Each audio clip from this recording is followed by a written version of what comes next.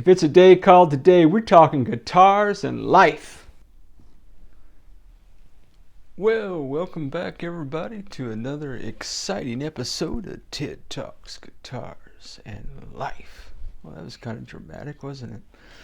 Okay, well, here we are. We're back at the workbench. I have put the neck on the body of the guitar, and the observant viewer would notice that I have had to drill some additional holes. You know, I figured I had to drill holes on the front. Well, it was 4 more holes, man. And I will come back and fill in the holes that we are no longer using. But that's going to be another day, my friends. And I will do some touch up around here. You can see where the outline of the original plate was a bit larger than this one. Anyway, that's another day. So I have cut up my foam that I had from a package from another product. I don't remember what that product was at the moment. And for me, man, and again, look guys, nothing I do is prescriptive, just descriptive of my crazy guitar journeys. So I like to put foam over the springs of a Strat style guitar. One, I'm going to block the trem anyway, but even with the trem blocked, sometimes those springs will ping and make noise, and I don't go for that. So I'm going to put some foam between the spring and the trem cover. I'm going to go ahead and install the cover now, and yeah. And because I know that some of you like this sound right here, I figured I'd give that to you, and you're welcome. Well, I've got to tell you that the Washburn Sonomaster guitar has been a cool little journey thus far.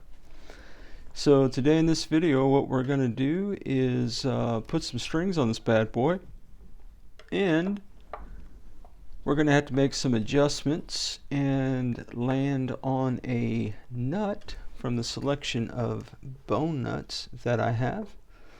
And yeah, man, we'll go from there. It appears that my foam is wanting to slide around a little bit in there. I don't like that a whole lot. Let me rethink the situation. Well guys, I am trying to make better videos. Better meaning shorter. So maybe you appreciate not watching me unscrew 6 screws. I don't know, man. Put it in the comments, man. What do you think? You want to see all the action, or are you cool with me fast forwarding through some of the mundane parts? Yeah, so what we need to be aware of is that my foam was not really thick enough to create an actual buffer here where the trim cover would hold it down. So I'm going to insert something on top of this, or I am going to tape all of these together. I am going to make that decision. I'm going to do the work, and I'll be back. Well, my friends, my insurance company likes to send out insurance cards the first of the year on some very thick kind of credit card thickness cards, and I have decided that with a little bit of tape and a little bit of that plastic, that was going to be the perfect amount that I needed to get that foam to be pressed up against those strings from this trim cover. So I'm going to put these screws on. Just a fun fact, yeah, so I wiped off the trim cover because it had a little bit of a gunk on it with a tack cloth. and it scratched all the trim cover. I thought, man, that's weird. You know, plastic shouldn't scratch with a rag. And so I've discovered a serendipitous second layer of plastic for the win. So I thought maybe you'd want to hear this goodness right here. You know, there are some sounds in life, golf ball going in a hole, etc., that are just pleasing to the ear, my friends. And maybe the sound of that plastic get you through your day. So now we're going to string this bad boy up. I think that looks pretty good though, guys. What do you think, man? The color scheme. I thought cream would look pretty good, but dang, man, I think it looks smoking hot. Look at that. Look at that, my friends. Is that this light? Oh my goodness.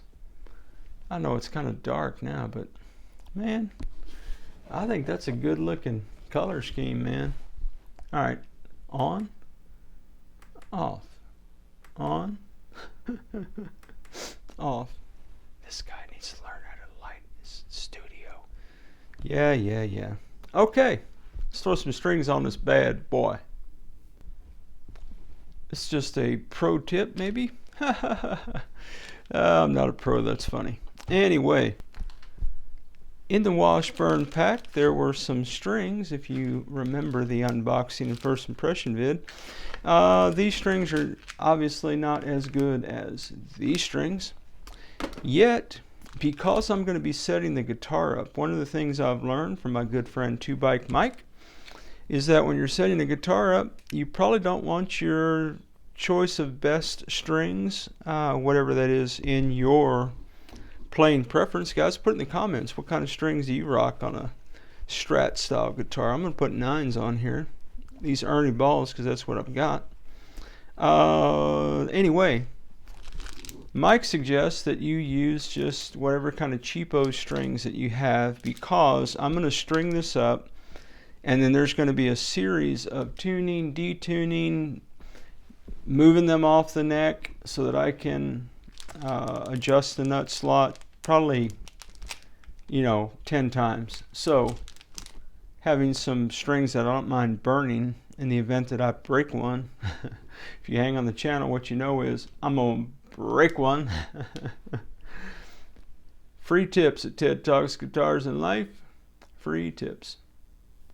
Now, if you hang out on the channel and you've seen me do some kit guitars, one of the things you know is that I can't stand when a guitar company puts 6 strings in one bag and doesn't label them, because I'm always thinking about the beginning guitar player.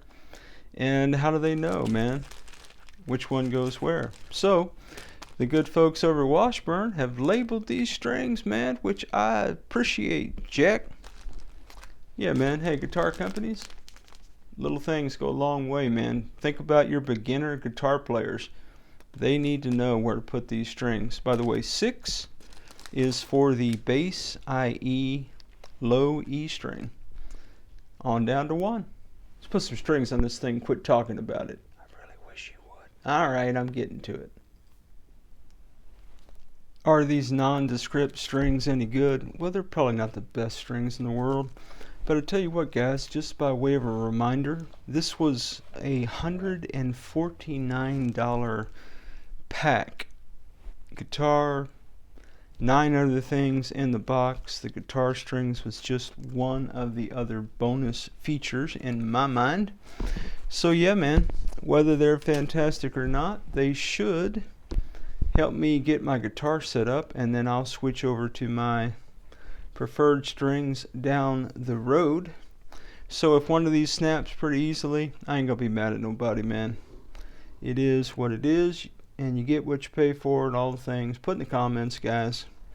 But yeah, man, so we're gonna string this guy up, and as we are preparing to do that, getting things situated, I will just note at this point in time that you may or may not remember that I did take a Dremel to the truss rod hole, and I did get down to bare wood, so I did put several layers of true oil on that bare wood in that truss rod hole, just to keep it copacetic. I don't think anybody will ever know that that wasn't the original design. unless they got really close and measured it. And who's going to do that, man? Who's going to do that? All right, quit stalling. Put the strings on for real. Let's get this nut put on, man. Stick around. If you like this kind of content, why don't you like the video? Consider subscribing to the channel. Come back anytime and hang out with us at TED Talks Guitars and Life. And now, let's get back to it. Now, although these are indeed locking tuners, guys, I'm not going to get into the locking tuner debate. That's my player preference. That's what's on this guitar. Now, that said, I am not going to treat this guitar as if it has locking tuners on it, meaning I'm going to string it up where I've got more winds going around the tuning pole here in the event that I have to take these strings off again. What I know is, man, if I pull this taut and I lock the locking mechanism, the likelihood, and then cut the string right after the post, then I know for sure, man, I ain't never getting that string back on this guitar. So I'm going to give myself a couple winds in the event that I have to deinstall these strings. Then I can always cut off the curlies at the top and go straight in, lock it, and so on and so forth, if that makes any sense at all, man. So what I'm going to do is I'm going to pull the string where I want it to be, and then I'm going to pull the string back a tuner and a half, about right there. I'm going to crank it up. The first wrap goes over the string. The rest of the wraps go under the string. First one goes over, the rest go under, like thusly. All right, well, we've got the guitar all strung up. By the way, if you're new to the channel and you don't have any nut files, the strings that I just clipped off of this guitar could be used as files. So you want an old school route, there's an old school route for you. And free with the price of strings, Jack. Okay, as suspected,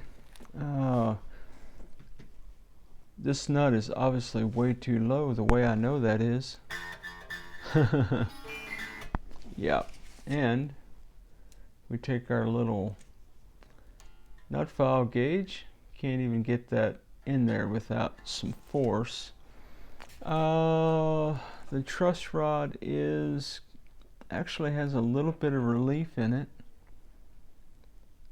but still, yeah, we need a different nut solution. That's what I know. So let me loosen these strings up. We'll look around and see what we got in the shop.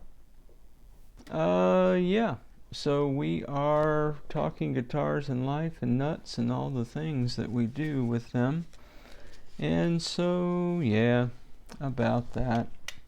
We've got a lot of contenders that did not work, so I have a couple of options. One option is I can always, this is the original Washburn nut, thus the W, keep them separated and whatnot. I do have this bone nut from a Tease guitar. I believe it was from the ST1 that I blacked out. It may be tall enough, although the width is a little sketchy. Yeah, I could glue that maybe. But yeah, let's just check the height on this and see what we get. Now, if you're playing the home game, and I believe that you are, one of the things that you may notice while the strings are loose is that I can move this guide back and forth. That's because I have not locked it down yet. I wanted to get the strings on the guitar. That will help me with my alignment before I make my final tightening of things. Yep. All right. Let me tune this bad boy up. Now it should be noted that I have not set the guitar up. All I'm trying to do is to get a nut where I can do the rest of the work, meaning I need a nut that is high enough where I've got clearance over the first fret so that I can even get an open note. Okay, 0.018, and I've got a little bit of room there. I could probably bring the whole thing down just a little bit. Check my relief here.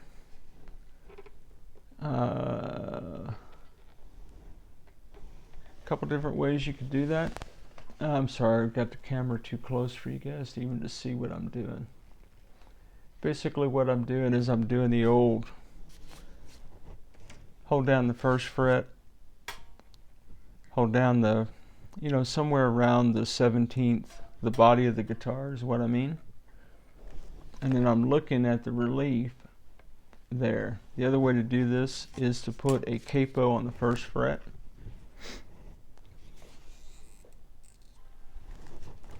To have a tool, you can use a feeler gauge. This is a MusicNomad truss rod gauge for electric guitar, acoustic, and classical guitar. So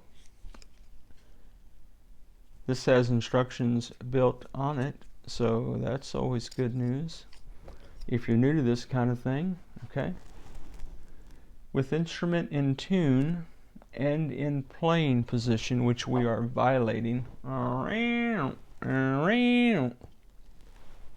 we got it on the table. Hold down the low E string against first fret with your finger.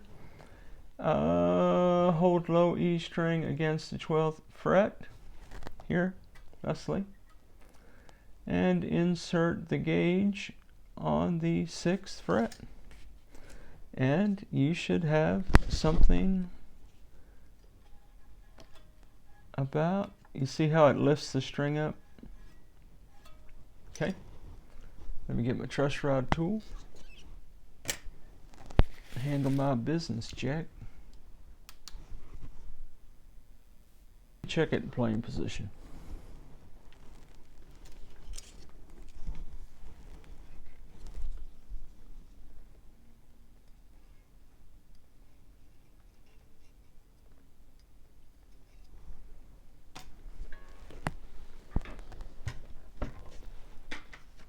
In playing position, that relief is pretty much spot on.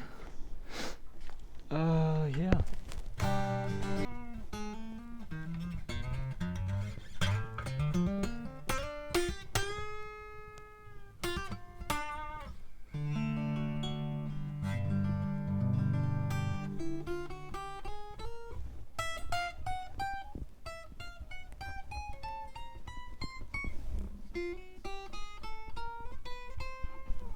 Alright, next thing we're going to do, so I think that nut is going to be the winner chicken dinner. I need to set up my action now. I'll use the MusicNomad string action gauge. So, depending on who you talk to, this is set at all different places, guys. Everything in guitar playing, say it in every video, player preference, man. You set your guitar gear up the way you want your gear set up. Don't let anybody rent any space in your head about what you should and should not do, Jack. You do you, man. You do you. Alright, so right now my action is amazingly high. The 12th fret, I am rocking, yeah, man, 0.09-ish. That would be 2.50 for the home crowd. So I'm going to adjust my saddles down So as we assess things, if you look at the bridge saddles, you see how this one is, maybe you could see how that one is almost already sloping down this way. And we remember we do have a shim, okay? So that's going to angle the neck a little bit. So your string action height comes from two different places. Okay, well, really three. One is your saddle height. The second is the nut, and we've already ascertained that the nut is just a little high. If you remember, our gauge just slid right in there and we had plenty of room. You know, so if the nut slots come down, the strings come down. All right, and relief also factors in to your action. So I think at this point, looking at those saddles, I don't think I want to try to come down much more than that. I suppose that I could give it the old college try. The way we would do that is by using a tool like this.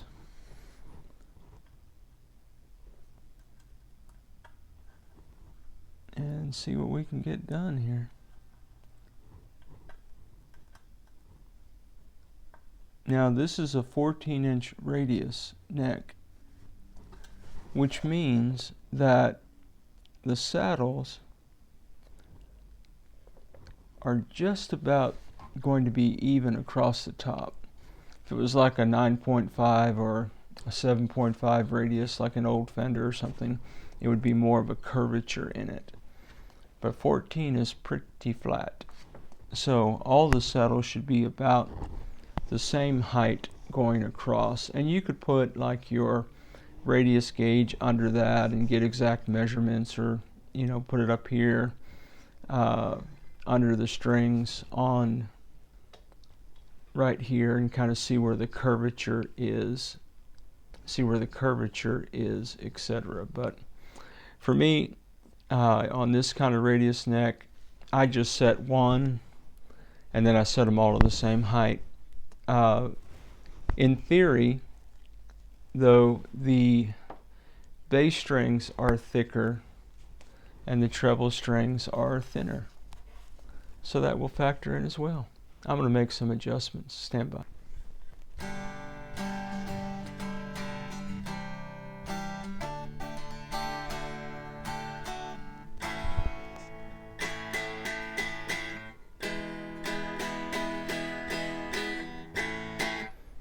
Okay, so I've lowered my saddle height.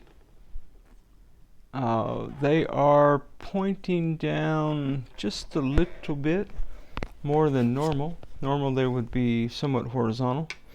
I'm rocking 1.75 or 0.08ish on the bass. I'm rocking 1.25 on the high E, or aka 0.05 on the high E. And I have played every open string and gone up every fret.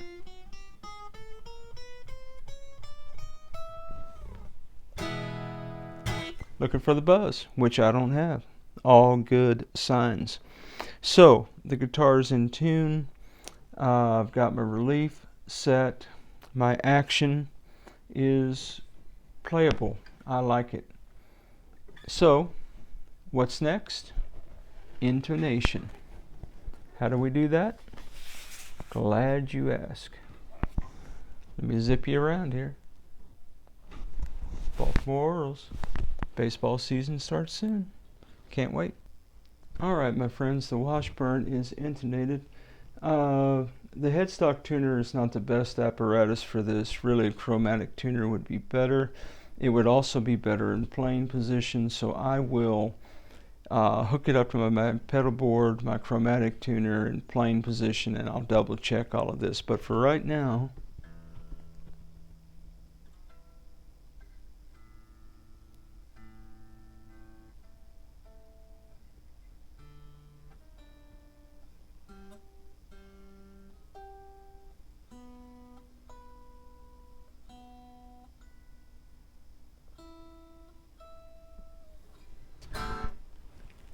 one guitar, mostly intonated. So what I'm going to do, and I'll probably do this off camera, this video is getting a little bit long, I will put one touch of glue under this nut to lock it down. I will snug up my string guides, and the next thing you'll see is me playing this guitar jack. Stand by. Well, as always, wherever you are in your guitar journey, I pray it's a long, smooth, safe, joy-filled ride for you, Jack. Rock on with your bad selves, everybody. We'll catch you down the road.